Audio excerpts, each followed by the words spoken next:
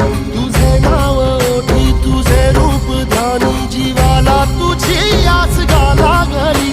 जरी बाप सा